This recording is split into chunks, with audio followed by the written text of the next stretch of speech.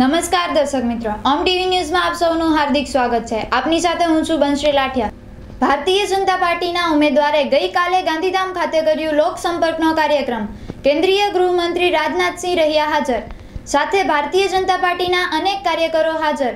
બહોળી સંખ્યામાં ઉપસ્થિત જનમેદનીને સંબોધન કરતા કોંગ્રેસને લીધો આડે હાથ। આગામી લોકસભાની ચૂંટણીના સંદર્ભે ભારતીય જનતા પાર્ટીના લોકલાડીના ઉમેદવાર વિનોદ ચાવડાના પ્રચારાર્થે આવેલા કેન્દ્રીય ગૃહમંત્રી રાજનાથસિંહે ભાજપના શાસનકાળ દરમિયાનની સિદ્ધિઓ વર્ણવી હતી અને વિરોધ પક્ષને આડે હાથ લીધો હતો। સેનાના સહદેવ પર શંકા કરનાર કોંગ્રેસ પક્ષને જાકારો દેવા હાકલ કરાઈ હતી અને વધુમાં જણાવ્યું હતું કે ચોકીદાર પ્યોર, ફરી પીએમ બનવું શ્યોર। કોંગ્રેસના નેતા રાહુલ ગાંધી વડાપ્રધાન પદની ગરિમા ચૂકીને નરેન્દ્ર મોદી પર આક્ષેપ કરી રહ્યા છે, પરંતુ દેશની જનતા જાણે છે કે ચોકીદાર પ્યોર છે। ભારત દેશ દુનિયાનો તાકાતવાર દેશ બની રહ્યો છે, તેમજ રાફેલ મતલબ રાહુલ ફેલ। કોંગ્રેસ દ્વારા ભારતને તોડવાની કોશિશ કરાય છે, દેશની એકતા અને અખંડિતતા પર સવાલ કરે છે તેવા લોકોને માફ કરવા જોઈએ તેવો પ્રશ્ન કરીને રાષ્ટ્રદ્રોહના કાયદાને વધુ કડક બનાવીશું તેવી ચેતવણી અપાઈ હતી। અગાઉ કોંગ્રેસને કોઈનો ડર ન હતો, પરંતુ હવે સચેત ચોકીદાર આવ્યા છે એટલે કોંગ્રેસના પેટમાં તેલ રેડાયું છે। આ સભામાં ધારાસભ્ય ડોક્ટર નીમાબેન આચાર્ય, માલતીબેન મહેશ્વરી, જિલ્લા ભાજપ પ્રમુખ કેશુભાઈ પટેલ, પાલિકા પ્રમુખ કાનજીભાઈ ભર્યા, તાલુકા પંચાયત પ્રમુખ ગીતાબેન મ્યાથરા, સ્વામિનારાયણ સંપ્રદાયના સત્યપ્રકાશજી, મધુકાંત શાહ, રામજીભાઈ દેડા, જેપી મહેશ્વરી તેમજ અનેક અગ્રણીઓ ઉપસ્થિત રહ્યા હતા અને સભાનું સંચાલન અનિરુદ્ધ દવેએ કર્યું હતું તેવું ઓમ ટીવી ન્યૂઝના રિપોર્ટર રોહિત પટિયારે જણાવ્યું હતું कि ये कच्छ क्या था, भूकंप के बाद में कच्छ की हालत क्या थी, पूरा कच्छ ध्वस्त हो गया था। लेकिन इस देश के प्रजावत्सल प्रधानमंत्री नरेंद्र भाई मोदी ने राज्य की शासन धुरा संभाली। राज्य के मुख्यमंत्री के रूप में उन्होंने शासन धुरा संभालने के बाद में कच्छ को इतनी ऊंचाई तक लेके गए और उस टाइम पे भी पूरे देश और दुनिया के पत्रकार मित्रों और दुनिया जानना चाहती थी कि आदरणीय नरेंद्र भाई, आपने कहीं 5 मिनट भी कोई पॉलिटिकली पोस्ट पर रहे नहीं हो और इतनी सारी आफत आई है, तो इस कच्छ को कैसे खड़ा करोगे? बहुत बड़ा क्वेश्चन था दुनिया के सामने।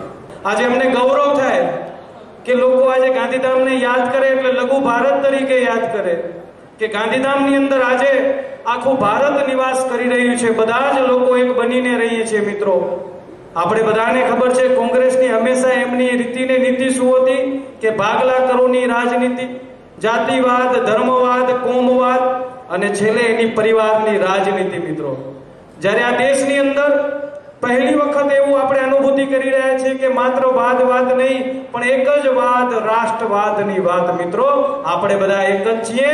સબકા સાથ, સબકા વિકાસ, ભારતને કેન્દ્રમાં રાખી, માનવતાને કેન્દ્રમાં રાખીને કામ થાય। મિત્રો, એ નરેન્દ્ર મોદીની નીતિ છે। મિત્રો, તમે વિચારો તો ખરા, લોકો કહે છે 2014 ની અંદર મોદી લહેર, મોદી લહેર, મોદી લહેર। મિત્રો, મોદી લહેરની અંદર કેટલા રાજ્યો જોડાણા હતા? 2014 ની અંદર મોદી લહેરમાં કેટલા રાજ્યો જોડાણા હતા?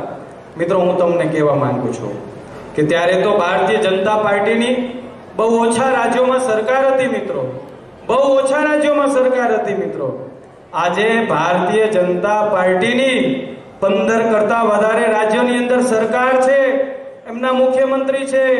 નોર્થ ઈસ્ટની અંદર પણ, ત્રિપુરા, આસામ જેવા પ્રદેશોની અંદર પણ સરકાર છે। ગઈકાલનું મતદાન પણ તમે જોયું હશે।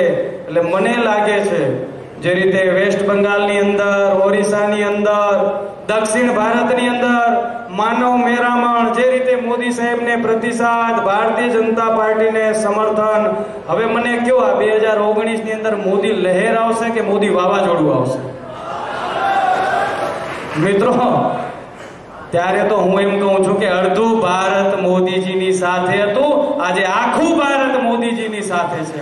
पटेल की बनी है, मैं सरदार वल्लभ भाई पटेल के बारे में ही 2 शब्द कहना चाहूंगा। सरदार वल्लभ भाई पटेल, यदि मैं कहूं कि भारत राष्ट्र की एकता और अखंडता में उन्होंने बहुत ही महत्वपूर्ण भूमिका का निर्वाह किया। यदि आज भारत एक है, भारत अखंड है, तो उसमें बहुत बड़ा योगदान यदि किसी का है तो इस गुजराती मां की कोख से पैदा हुए सरदार वल्लभ भाई पटेल का। आज भी कुछ समस्याएं जो अनसुलझी सी रह रही है, जिनका समाधान नहीं निकल पाया, जैसे मैंने कश्मीर की ओर आपका ध्यान आकर्षित कर दिया। काश यदि पंडित जवाहरलाल नेहरू ने कश्मीर को अपने हाथ में न लिया होता और सरदार वल्लभ भाई पटेल को ही कश्मीर की समस्या का समाधान करने का पूरा अधिकार दिया होता, तो पता नहीं उसी समय कश्मीर की समस्या का भी पूरी तरह से समाधान निकल गया होता। शायद आज जैसे कोई जम्मू कश्मीर का फॉरवर्ड चीफ मिनिस्टर वह कहता है कि भारत में 2 प्रधानमंत्री होने चाहिए। आजादी के इतने वर्षों के बाद भी इससे बड़े दुर्भाग्य की बात और क्या हो सकती है। बहनों भाइयों, उस समय भी हमारे भारतीय जनसंघ के संस्थापक पंडित श्यामा प्रसाद मुखर्जी ने कहा था, भारत एक है, भारत अखंड है, भारत में 2 विधान, 2 प्रधान और 2 निशान नहीं चल सकते हैं। और यह कहते हुए इस मुद्दे को लेकर संघर्ष करते हुए उन्होंने अपना बलिदान दिया। आज भी हम उसी पर कहे। और मैं कहना चाहता हूं उन नेताओं से, जो नेता ये कहते हैं भारत में 2 प्रधानमंत्री होने चाहिए, एक जम्मू कश्मीर का, एक भारत का अलग, उन्हें मैं कहना चाहता हूं कि यदि आप 2 प्रधानमंत्री की बात करते हो तो हमारे पास भी धारा 370 समाप्त करने और 35A समाप्त करने का सिर्फ कोई दूसरा विकल्प शेष नहीं बचा।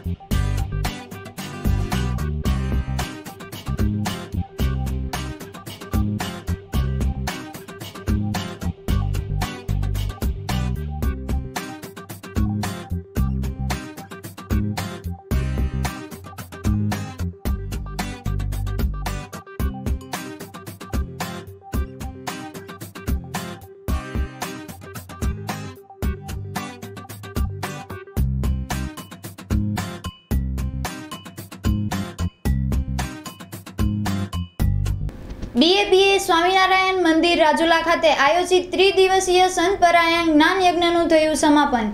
જીવન જીવવાની કળા પર સંસ્થાના વિદ્વાન સંત પરમ પૂજ્ય જનમંગલ સ્વામીએ આપ્યું પ્રવચન।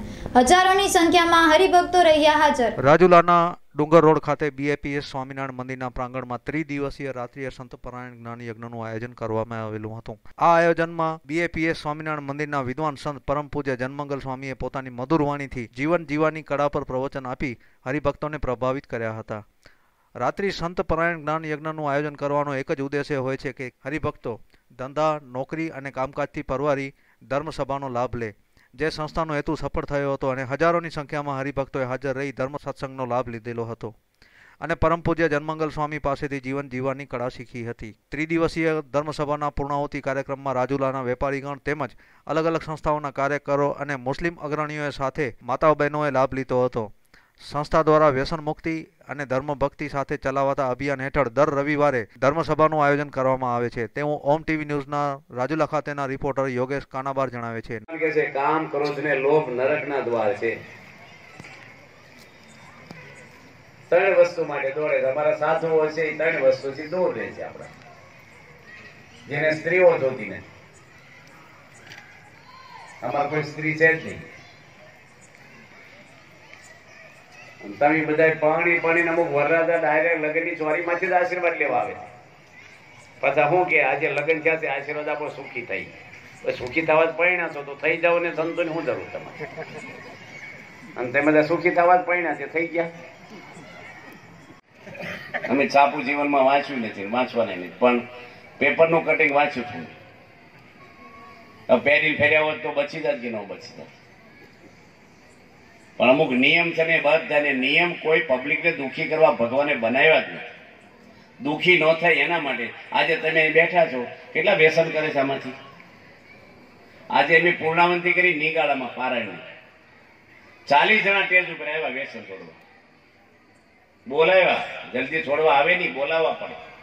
આ છોકરા લેસન ન કરે, પરાણે કરાવવું પડે. નિહાળી ન જાય તો મોકલવો પડે. અમુક વસ્તુ તો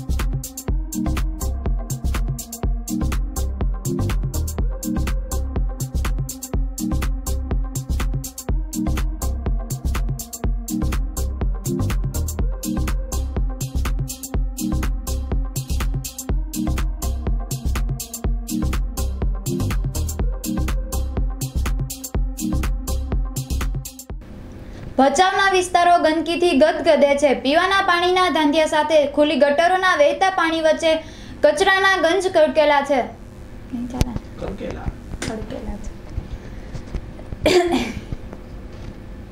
ભચાઉના વિસ્તારો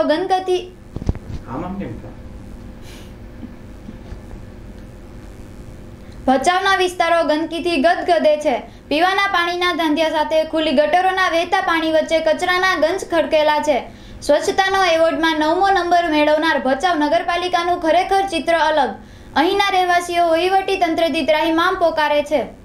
સ્વચ્છતા અભિયાનના ભચાઉમાં લીરે લીરા ઉડે છે. ભચાઉના અનેક વિસ્તારો ગંદકીથી ગદગદે છે. પીવાના પાણીના વિતરણના ધાંધિયા તો ક્યાંક ખુલ્લી ગટરોના વહેતા પાણી વચ્ચે કચરાના ગંજ ખડકેલા હોય છે. સ્વચ્છતા એવોર્ડમાં 9મો નંબર મેળવનારી ભચાઉની નગરપાલિકાનું ખરેખર ચિત્ર કંઈક અલગ જ છે. ભચાઉના સીતારામપુર, માનસરોવર, હિંમતપુરા, ભઠાવાડા જેવા અનેક વિસ્તારોમાં છેલ્લા 15 વર્ષથી ભચાઉની ખુલ્લી ગટરોના પાણી વહે છે અને મોટી સાઇઝના મચ્છરોના કારણે અહીંના રહેવાસીઓ વારંવાર ઝાડા ઉલટી અને મેલેરિયા જેવા વાહકજન્ય રોગનો ભોગ બને છે. ત્યારે પ્રશ્ન એ થાય છે કે ભચાઉની નગરપાલિકાએ સ્વચ્છતા રાખવાનો એવોર્ડ મળ્યો છે કે સ્વચ્છતા ન રાખવાનો એવોર્ડ મળ્યો છે. ભચાઉ નગરપાલિકાના ચીફ ઓફિસરનો સંપર્ક કરતા વારંવાર ધક્કા ખવડાવી મીડિયા સમક્ષ આવવા તૈયાર નથી તેવું ચિત્ર ઉપસી રહ્યું છે. ભચાઉ નગરપાલિકામાં ચીફ ઓફિસર ઇન્ચાર્જમાં હોતા અત્યારે ભચાઉનું તંત્ર રામ ભરોસે હિન્દુ હોટલની જેમ ચાલી રહ્યું છે. રિપોર્ટ ઓમ ટીવી ન્યૂઝ, ગનીભાઈ કુંભાર, ભચાઉ, કચ્છ. ગટરમાં માનસર 4 રસ્તા ઉપર આ ગટર છે.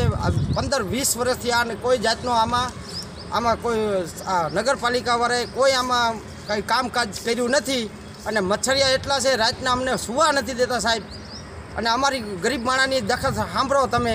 અમારા કોર જો ગરીબ માણામાં કેટલા 20-25 ઘર છે અમારા, બધા મચ્છરિયા એવા કરે, ઝેરી મેલેરિયા થઈ ગયા. છોકરાને દવામાં પૈસા જાય છે. અમારે એક પૈસો આમાં છોકરામાં રહેવાનું કે કમાવા જવાનું અમારે ગરીબ માણાને સાહેબ. ગરીબ માણાની રક્ષા આમ જોવો તમે.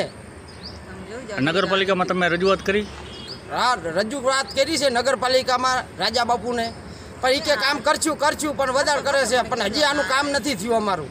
શું સમસ્યા છે ભચાઉ ગામની? ભચાઉ ગામના હિંમતપુરા વિસ્તારમાં છેલ્લા 5 થી 6 દિવસ થયા પાણી આવતું નથી. વાલમેનને જાણ કરી હતી, પાંચાભાઈ છે, દાનાભાઈ છે, એમને પણ જાણ કરી હતી. અહીંયાના કાઉન્સિલર છે એમને ફોન કર્યો હતો, પણ 5 થી 6 રિંગ ગઈ. સત્તાપક્ષના નેતા પિન્ટુભાઈ ગઢવીએ ફોન ના ઉપાડી. વારંવાર ફોન કરવા છતાં પણ પાણીની સમસ્યા જતી નથી અને પ્રાઇવેટ કંપનીઓમાં પાણી વારી નાખે છે અને નગરપાલિકા આ વિષયમાં કોઈ ધ્યાન આપતી નથી. સ્વચ્છતા અભિયાનના મુદ્દે કાંઈ કહેશો? સ્વચ્છતા અભિયાનના મુદ્દે તો તમને બતાવી દઉં કે અમારા છેલ્લા 20 વર્ષથી અહીંયા એક વોંકરો જઈ રહ્યો છે, એનો નિકાલ આજ સુધી આવ્યો નથી. સ્વચ્છતાના નામે સાવ ઝીરો છે. ભચાઉ નગરપાલિકા ભલે એવોર્ડ લેતી હોય પણ સાવ સ્વચ્છતાના નામે ઝીરો છે. હિંમતપુરા વિસ્તારમાં છેલ્લા 20 વર્ષથી આ વોંકરો આવેલો છે અને દર વર્ષમાં એક વખત સાફ કરે છે અને મચ્છરોની હાલત એટલી ખરાબ છે કે માણસોને ઘણી બધી અહીંયા તકલીફ, રહેવાસીઓને ઘણી બધી તકલીફ પડે છે. અવારનવાર સ્વાઇન ફ્લૂ ને આવી મોટી ભયંકર બીમારીઓ હિંમતપુરા વિસ્તારમાં આવે. ભોગ બનતા હોય છે, ઘણા ભોગ બને છે માણસો. શું ભચાઉના અનેક વિસ્તારો એવા મોટા વિસ્તારો છે, હિંમતપુરા, સીતારામપુર, શું સમસ્યા છે? અમારા હિંમતપુરામાં વોર્ડ નંબર 5 માં આ 10 વર્ષથી ગટર પાણી અને જ્યાં બીપીએલના મીટર લાઇટના થાંભલા એવી અનેક સમસ્યાઓ છે. આજની સુધી કોઈ હલ થઈ નથી. શું સરકારને સંદેશ આપશો? સરકારને સંદેશ આપીએ કે આજે આ ભચાઉ નગરપાલિકા જે આ ગુજરાતમાં 9મો નંબર લીધો છે અને એવોર્ડ મેળવેલો છે, એવું તો કાંઈ દેખાતું નથી કે આમાં જો ભચાઉમાં સ્વચ્છતાની વાતો જો ભચાઉ નગરપાલિકા જો કરતી હોય તો આ ખુલ્લી ગટરો હાલે છે આજે અત્યારે હાલમાં જે ચાલુ જ છે, બંબા નીકળે છે, ક્યાંય એવું કોઈ સ્વચ્છતા જેવું કાંઈ દેખાતું નહીં. જ્યાં જેવું કચરાના ઢગલા પડેલા છે. અને એક તો મોટી સમસ્યા ગટર ને બીજી પાણીની. અમારા હિંમતપુરા લઘુમતી વિસ્તાર છે, જેમાં તો પાણીનો સમજી લો ને કે ખાલી આવે તો નામનો કે 5-10 મિનિટ 2-4 ટીપા પડે અને બંધ, બાકી પાણી આવતું નથી. ગટર અને એક તો કે લાઇટની સમસ્યા, જ્યાં સડેલા વાયર જે બદલવામાં કંઈક વર્ષોથી નથી આવ્યા, નથી ક્યાંય બીપીએલ મીટર જે સમસ્યા જૂની છે એ નથી લાગતા. અને મોટામાં મોટું જે સમસ્યા છે ગટર પમ્પિંગ સ્ટેશન, હમણાં જે આ 5-6 પમ્પિંગ સ્ટેશન બનાવ્યા, બધું ડીપીયુ નાખી બધું ચાલુ થઈ ગયું, પણ અમલ નથી કરવામાં આવતું. પમ્પિંગ સ્ટેશન એમને એમ બંધ હાલતમાં પડ્યા છે. ખાલી કર્મચારી આવે, તાળું ખોલીને 5 મિનિટ બેસે ને ચાલ્યા જાય. પાણી તો એમને એમ ઓકરામાં ખુલ્લું.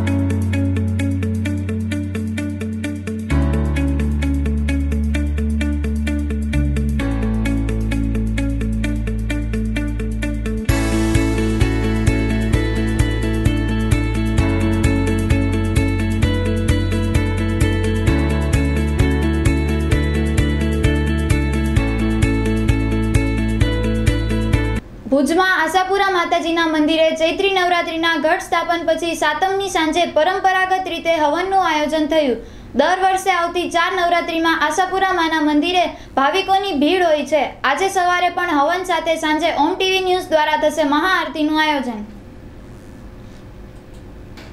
ભુજમાં આશાપુરા માતાજીના મંદિરે ચૈત્રી નવરાત્રીના ઘટ સ્થાપન પછી સાતમની સાંજે અને આઠમના દિવસે પરંપરાગત રીતે હવનનું આયોજન થયું હતું. ભુજમાં તેમજ માતાના મઢ ખાતે દર વર્ષે હોમ હવનનું આયોજન કરવામાં આવે છે, તેમ આ વર્ષે પણ ચૈત્રી નવરાત્રી નિમિત્તે ભુજ આશા મંદિર ખાતે પરંપરાગત રીતે હોમ હવનનું આયોજન કરવામાં આવ્યું હતું અને માતાના મઢ ખાતે પણ આ શુભ દિવસે હોમ હવન કરવાનું આયોજન હતું.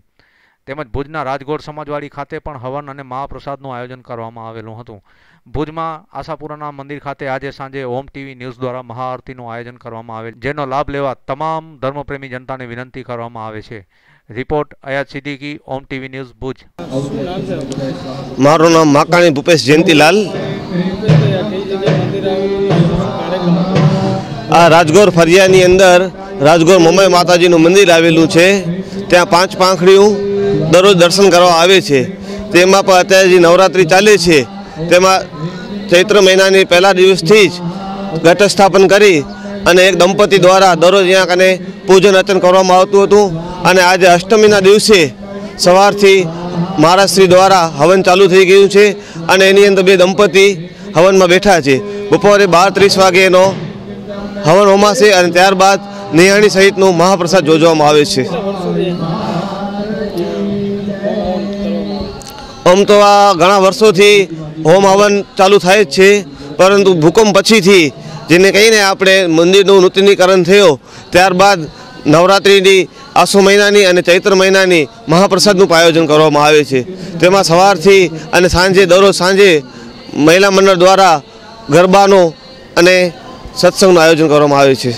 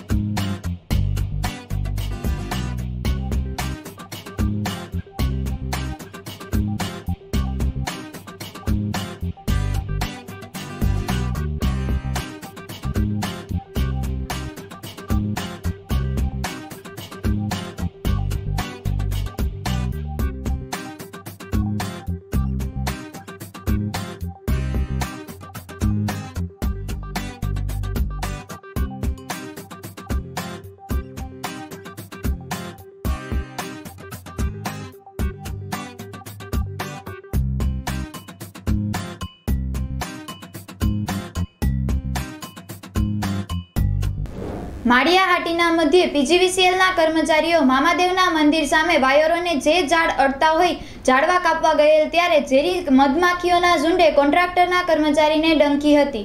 ફરજ પરના કર્મચારીઓ તાત્કાલિક ધોરણે સારવાર માટે દવાખાને લઈ આવ્યા અને તાત્કાલિક સારવાર શરૂ કરાઈ હતી.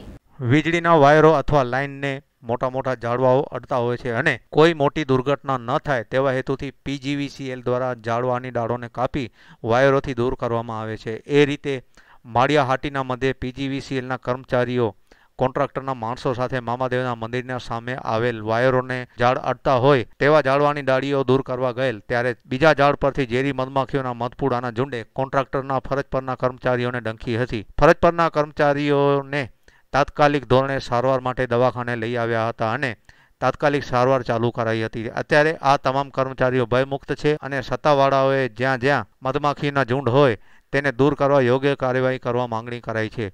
રિપોર્ટ મહેશ કાનાબાર, માળિયાહાટીના, ગુજરાત.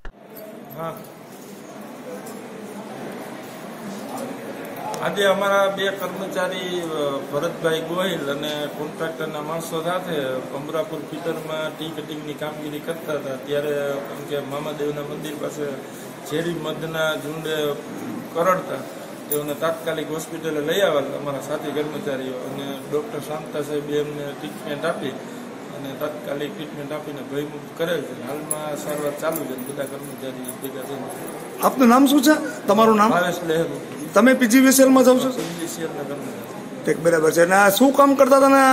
ઝાડવાનું જે લાઈન ઉપર નડતા ઝાડવા હોય એને કાપવાની કામગીરી કરતા હતા. ઝાડવાની ડાળી સુપરવિઝનમાં હતા ભરતભાઈ ગોહિલ અને કોન્ટ્રાક્ટરના માણસો ટી કટિંગનું કામગીરી કરતા હતા.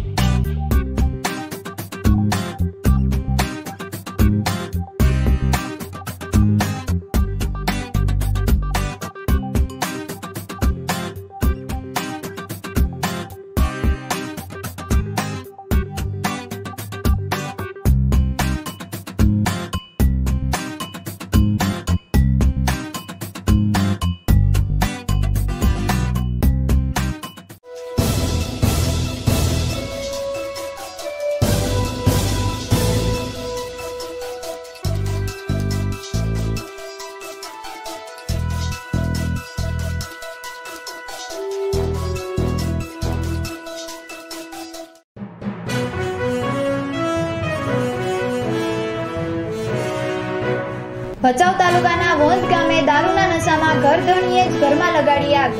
ઘર વખરી બળીને ખાક, જાનહાની ટળી.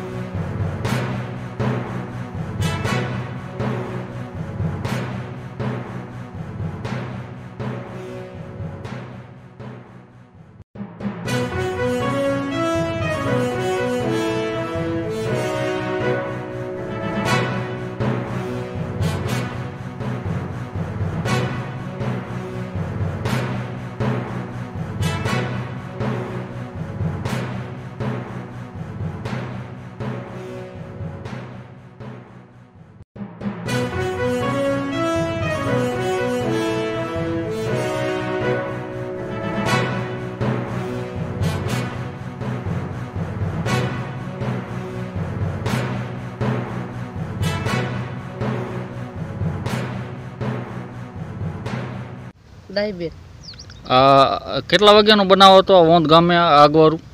1 વાગ્યાનો. હા, શેના કારણે આગ લાગી? દારૂ છે.